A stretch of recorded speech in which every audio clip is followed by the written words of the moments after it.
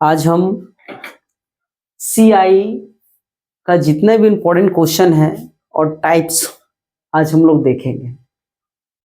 पिछला क्लास में हम लोग CI के बारे में पढ़े थे, कंपाउंड इंटरेस्ट के बारे में पढ़े थे, तो उसमें जनरल फॉर्मूला और बनाने का तरीका बताए थे। आज हम देखेंगे उससे रिलेटेड क्वेश्चन किस प्रकार से हम लोग बनाएंगे।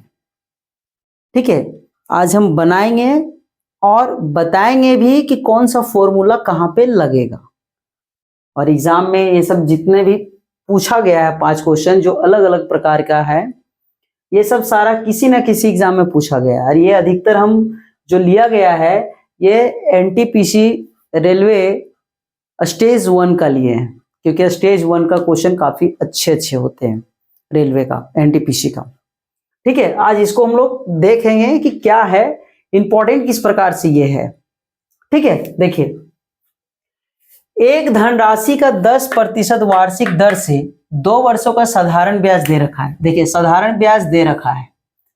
समान समय मीन्स क्या? 2 वर्ष। समान दर मीन्स क्या? 10%। पर समान राशि पर चक्रवृद्धि ब्याज क्या होगा? देखिए, इसमें कुछ करना नहीं है, सिंपल है, सिर्फ समझना है। देखिए क्या बोला गया है, समान समय दे रखा है, समान दर दे रखा है और समान राशि दे रखा है। यानी कि जो साधारण ब्याज में समय, दर और राशि है वही हमारा चक्रवृद्धि ब्याज में भी रहेगा, मगर हमको निकालना क्या है? चक्रवृद्धि ब्याज निकालना है। तो कुछ नहीं करना है, हम लोग क्या जानते हैं, अगर 2 धनराशि इस तरह से दिया है, कोई भी धनराशि नहीं पता, ये SI होता है और ये CI होता है। ठीक है, फर्स्ट ईयर और ये सेकेंड ईयर बताए थे हम, फर्स्ट ईयर और ये सेकेंड ईयर। तो डरने की जरूरत नहीं है, फर्स्ट ईयर दोनों का सेम होता है, यही पढ़े थे हम लोग। और हम लोग क्या जानते हैं कि SI में जो है वो ब्याज समान होता है। तो ब्याज कितना दे रखा है? 500 दे रखा है। मीन्स पहला साल इसको अगर 250 मिला होगा तो दूसरा साल भी कितना मिला होगा? 250 मिला होगा।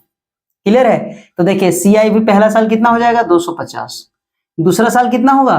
तो डरने की जरूरत नहीं है, 250 का कितना प्रतिशत? 10% निकाल देंगे, क्योंकि समान दर पे बोला है। कितना निकल जाएगा? 25 रुपया। यानी पहला साल देगा वह 250, दूसरा साल देगा 25 रुपया बढ़ा के, मतलब 275 रुपया, यही देगा। 50 पहला साल 250 दिया, दूसरा साल कितना देगा? 275, 25 रुपया बढ़ा के देगा। यानी टोटल कितना हो गया? हो गया यहाँ पे 525। यानी टोटल कितना देगा उसको? 525 रुपये ब्याज देगा। मगर साधारण ब्याज वाला ब्याज कितना दे रहा था? 500। और चक्रवृद्धि ब्याज वाला कितना ब्याज देगा? 525। ठीक है, क्यों? क्योंकि ये ब्याज पे भी ब्याज लगता है, वही लिखे हैं। ब्याज तो 250 दे ही रहा है, मगर ब्याज पे भी 10% का ब्याज लगा, तो कितना बढ़ गया? 25 बढ़ गया। तो इसीलिए कितना हो गया? दूसरा साल में 275 देगा, पहला साल में कितना देगा? 250 देगा। क्लियर है? आगे आइए, अगला क्वेश्चन है, एक धनराशि CI मीन्स क्या? चक्रवृद्धि ब्याज 15 वर्षों में दुगुनी हो जाती है। देखिए, हम बताए थे ना, इसको क्या बताए थे? फॉर्मूला हम नहीं बताए थे, मगर याद रखिएगा कि अगर आपके पास, पहले देख लीजिए, पहले बनाना कैसे, उसके बाद हम फॉर्मूला बताते हैं। देखिए, 15 वर्षों में दुगुनी हो जाती है, हम क्या बताए थे?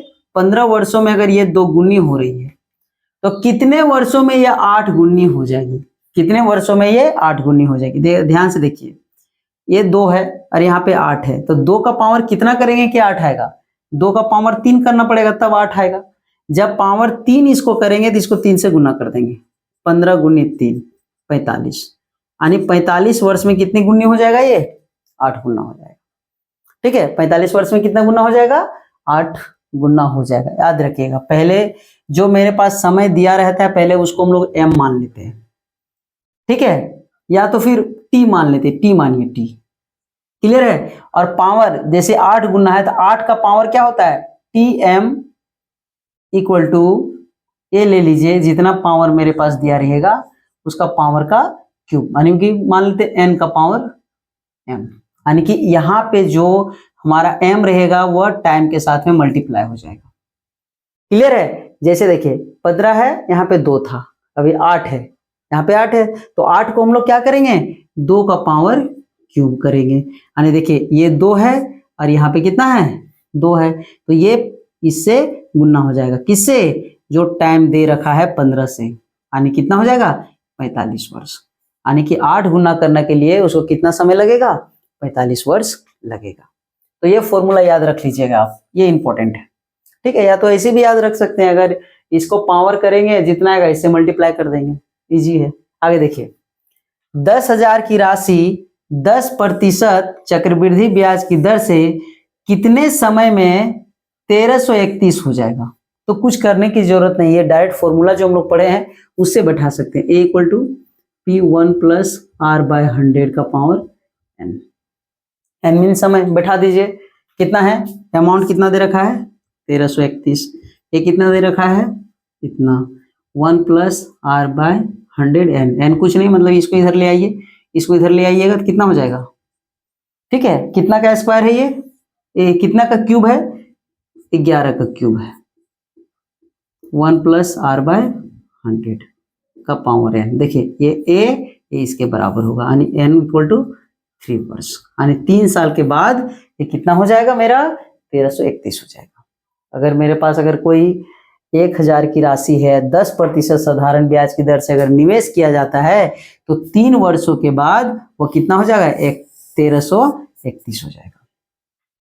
क्लियर है। देखिए ये बनाने का तरीका है, जितना स्पीड आप प्रैक्टिस, अगर प्रैक्टिस आपका परफेक्ट रहेगा तो बनेगा भी स्पीड, अगर प्रैक्टिस आपका कमजोर है तो फिर वैसे ही मल्टीप्लाई करते रहिएगा, चलते रहेगा, पता चलेगा 10 क्वेश्चन बनना था, 20 क्वेश्चन 25 क्वेश्चन बनना था, वहां 10 क्वेश्चन बना है, ठीक है। आगे आइए, किसी निश्चित राशि यानी कोई पैसा दिया हुआ है, निश्चित पैसा, वह 5% वार्षिक ब्याज की दर से 2 वर्षों के कंपाउंड इंटरेस्ट और simple interest, compound interest simple interest, चक्रवृद्धि ब्याज और साधारण ब्याज का अंतर दे रखा है 25, तो धनराशि ज्ञात कीजिए। इसके बारे में हम क्या बताए थे, एक बताए थे, सेम इसी कंडीशन से हम लोग इसको बनाएंगे, कुछ नहीं करेंगे, एक धनराशि को मान लेते हैं हम लोग 100, ठीक है। क्लियर है, ये फर्स्ट साल है गया, ये सेकेंड, सॉरी ये फर्स्ट हो गया, ये सेकेंड हो गया, यहाँ पे सेकेंड हो गया, किसके लिए, ये है CI के लिए और ये हमारा SI के लिए, कोई दिक्कत नहीं है। देखिए कितना प्रतिशत लेने बोल रहा है 5%, क्लियर है। देखिए ध्यान दीजिए, 100 का 5%, 5, पहला साल 5 रुपया, दूसरा साल भी 5 रुपया, मगर इसका कंपाउंड इंटरेस्ट का पहला साल 5 रुपया, क्योंकि ये दोनों आपस में बराबर होता है, मगर दूसरा साल क्या हो जाएगा, बढ़ जाएगा।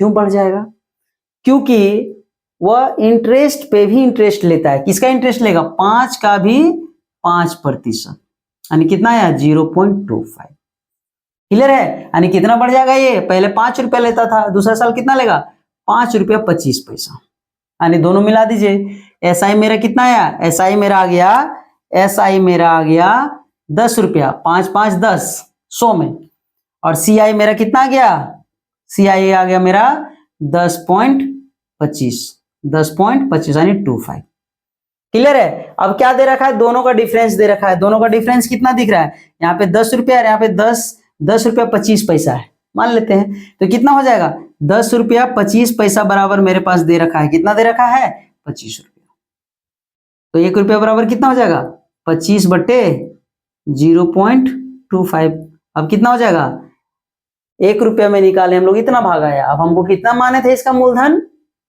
100 रुपया माने थे, तो 100 से 100 गुना कर देंगे, 25/1900, अब ये हट जाएगा पॉइंट, यहाँ पर भी 100 हो जाए, ये 25 25 कट गया, कितना आया 10,000, यानी निवेश कितना किया गया था 10,000 निवेश किया गया था, क्लियर है। तो देखिए ये बनाने का तरीका है, जितना जल्दी आप इसको प्रैक्टिस करेंगे उतना जल्दी आपका बनेगा, क्लियर है ना। आगे देखिए, अगला है चक्रवृद्धि ब्याज पर निवेश, एक धनराशि 3 वर्ष के बाद इतना रुपया हो जाता है। देखिए 3 वर्ष के बाद 13,380 हो जाता है, कितना धनराशि है पता नहीं है, मगर 3 वर्षों के बाद 13,380 हो जाता है, जबकि 6 वर्षों के बाद 20,070 रुपया हो जाती है।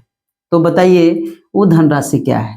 तो डरने की जरूरत नहीं है, फॉर्मूला इसी में बैठाएंगे दोनों को हम लोग। कैसे, पहले निकाले 6 वर्ष का, 6 वर्ष का कितना हो जाएगा 20,070 रुपये बराबर P1 plus R bye 100। Power कितना वर्ष का है ये? 6 वर्ष का है। 6 बैठा दिए। अब क्या बताया था? दोनों को भागा देना है। बताए थे ना, अगर इस तरह का कंडीशन रहेगा तो भागा देना है। कितना हो जाएगा? ये दे रखा है 13,380 रुपये बराबर P1 प्लस R बाय 100 का पावर 3। ये P कट गया, A0 कट गया। क्लियर? नहीं काटिएगा, डायरेक्ट डिवाइड हो जाएगा, छोड़िए। अब देखिए मेरे पास क्या है, ये पावर दोनों घट जाएगा, यानी कि जब इसको डिवाइड करेंगे हम लोग तो कितना आएगा? 1.5 आएगा। देखिए ऑलरेडी हम कर लिए हैं, आप इसको कर लेंगे, ठीक है, क्योंकि समय की पाबंदी है, इसी वजह से हम पहले ही करके इसको रखे हुए हैं, ठीक है। कितना आ जाएगा? 1.5 आ जाएगा, इसका डिवाइड करेंगे तो। अब ये देखिए यहाँ पे ये दोनों घट जाए, कितना आ जाएगा? 1 प्लस R बाय 100। ये पावर दोनों घट जाए, क्योंकि डिवाइड में पावर हमेशा घटता है। तो क्या 6 में 3 घटाएंगे तो पावर 3। क्लियर है? अब देखिए 1 प्लस R बाय 100 का पावर 3 बराबर कितना दे रखा है? 1.5। अब यहाँ पे ध्यान दीजिएगा, यहाँ पे देखिए मेरे पास, देखिए यहाँ पे ये 1 प्लस R बाय 100 का पावर 3 है, तो इसके जगह पे हम इसको बैठा सकते हैं। जैसे देखिए 13,380 रुपया बराबर P1 प्लस R बाय 100 का पावर 3, यही लिखा हुआ है ये वाला। अब इसके जगह पे देखिए, इसके जगह पे हम लोग कितना निकाले वैल्यू इसका? 1.5 निकाल दीजिए, P इंटू 1.5। अब यहां से हमको क्या निकालना है? P निकालना है। P इक्वल टू क्या हो जाएगा? 313,380 बाय 1.5। ये कट जाएगा, इसको काटिए, देखते हैं कितना जाएगा। 15 × 20, 120। कितना हो जाएगा? यहाँ पे 120 से होता है 120, कितना आ जाएगा? 13, 15 9 35 से 15 × 20 से 15 9 35 15 दूना 30, यानी कितना है मेरे पास? 8,920 रुपया मेरा क्या है? मूलधन है। क्लियर है? तो ये हुआ तरीका बनाने का। देखिए अगर ये डिफरेंस अगर कम रहता, जैसे 3 वर्ष और 6 वर्ष दिया है, तो हम डायरेक्ट इसको निकालते। अगर 1 साल का डिफरेंस रहता, कितने साल का रहता? बोलता 3 वर्षों के बाद इतना रुपया हो रहा है, 4 वर्षों के बाद इतना रुपया हो जाएगा, तो उसका क्या निकाल? राशि निकालना है। तो इतना लंबा करने की जरूरत नहीं था, ये सिंपल हम निकाल सकते थे। ये डायरेक्ट यहाँ से फॉर्मूला बैठा देते हैं, दोनों को पहले ब्याज निकाल देते हैं, ब्याज की दर निकाल देते हैं, उसके बाद हम राशि निकाल देते हैं। क्लियर है ना? तो देखिए ये है तरीका निकालने का। जितना प्रैक्टिस आप करोगे उतना ज्यादा फास्ट होगा मैथ्स। क्लियर है? तो आज हम लोग इस तरह से देखें इंपॉर्टेंट क्वेश्चन, 5 इंपॉर्टेंट क्वेश्चन देखें। कल थोड़ा सा इससे डिफिकल्ट क्वेश्चन को देखेंगे, इससे बड़ा क्वेश्चन को देखेंगे हम लोग, किस प्रकार से उसको पूछा जाता है। ठीक है, इसको प्रैक्टिस आप कर लेंगे।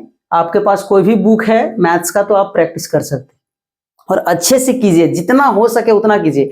और हम तो बोलते हैं कि आप जो प्रीवियस ईयर में जो एग्जाम हो रही है, एसएससी हो या फिर रेलवे की एग्जाम हो या कोई स्टेट एग्जाम हो, जहां से इस प्रकार के क्वेश्चन पूछे जाते हैं, आप उसको खरीदिए बुक और उसको प्रैक्टिस कीजिए, ताकि आपको पैटर्न पता चले कि उसका स्टैंडर्ड कितना बढ़ा हुआ है, क्वेश्चन का लेवल क्या है और किस प्रकार से क्वेश्चन पूछा जाता है। ठीक है, नेक्स्ट मिलते हैं हम लोग कल।